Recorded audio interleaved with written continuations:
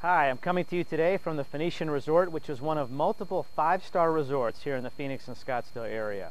You can see behind me one of the 9 pools at the resort, and also Camelback Mountain, which is visible from all over the valley. It is one of the Phoenix points of pride. The Phoenician Resort was finished in 1988, so it doesn't quite have the 80-year history that the Arizona Biltmore Resort has, which is a few miles west of here, and that actually sits at the base of Squaw Peak Mountain. This one's at Camelback Mountain. This one is located in an unbelievable area. You have Scottsdale Fashion Square Mall, one of the 20 largest malls in the country, just east of here. You have lots of great restaurants, attractions. Old Town Scottsdale for other shopping is there as well. There's over 125 professional art galleries here in the Scottsdale area. The topic that I wanted to discuss today is basically to bust some myths, to do a Mythbuster installment on medical marijuana. There are multiple concerns that people have when they think of the term marijuana, or cannabis, or hemp, what have you. I just wanted to go through, there's a bunch of them, but today I'll go through 5. The first one is violence. Back in the 1930s, during the prohibitionist movement for marijuana, and eventually it became illegal with the 1937 Marijuana Tax Act, was proposed that marijuana causes violence and aggression and crime and murder, and basically a stereotype of a bandito. And the answer is that none of that actually is true. It's actually the opposite. It makes patients and people more calm and mellow. So none of that actually panned out. So the myth is just that. It can't be backed up by any research or statistics.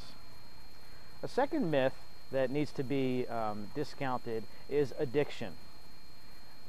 Marijuana does not cause addiction, and it really only in 15% of patients has any withdrawal associated with it, and even with there you have a little bit of insomnia and maybe a little bit of tremors temporarily.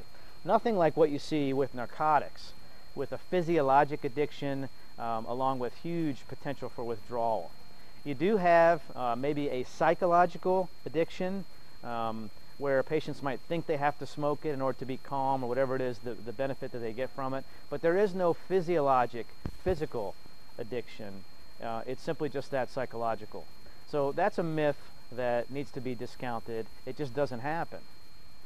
So a third myth can be disproven by what's happened in Amsterdam and the Netherlands. The Netherlands has had legal decriminalized marijuana on the books since 1976, I believe. And people thought that it's been a failure there and that it increased crime, it increased usage in the general population, and the answer is that it didn't do either of those. Actually, when you look at the incidence of teens smoking marijuana in Amsterdam, because it's legal over 18, it's actually lower than the incidence in the United States. Over 30% of the United States smokes marijuana at some point. So when you look at the statistics between the US and Amsterdam, you can see that it actually has been a success there. And one of the main things that it has done is it has taken marijuana out from being a teenage rebellion component into a, quote, no big deal kind of situation. Another myth, and I wrote some of these down, is that people say marijuana is a, quote, gateway drug into harder drugs like heroin and cocaine. I've done a previous video on this before, but that cannot be proven. It is not a gateway drug. Granted, there is a higher incidence of people who use heroin and cocaine, harder drugs, illicit, that have used marijuana in the past, before or currently, but it does not have a causative effect. And I go into depth in a previous video about what that means. I give a great analogy of people who ride bicycles who then go on to ride motorcycles. One doesn't cause the other. So there's never been a scientific study that can actually show causation of medical marijuana or any type of marijuana being a stepping stone into harder drugs. So it is not a gateway effect. The last one that I'll talk about today is marijuana's effect on the lungs. There are those who say that marijuana doesn't have any harmful effects on one's lungs. So it's a little bit of a reverse myth because marijuana is harmful to the lungs. It has over 400 carcinogenic components in it. More tar than actually cigarettes do. There's not really nicotine in it, but there's over 400 carcinogenic potential components. So people say, oh, well, then you're much more likely to get cancer of the lungs from marijuana than you are from cigarettes. Well, when you look at the literature, though, people who actually smoke marijuana, medicinally or otherwise, typically smoke a lot less in any given day than someone who's a pack a day or a 2-pack a day smoker. So when you look at the ratios of how much they're actually taking in, it's actually considerably less.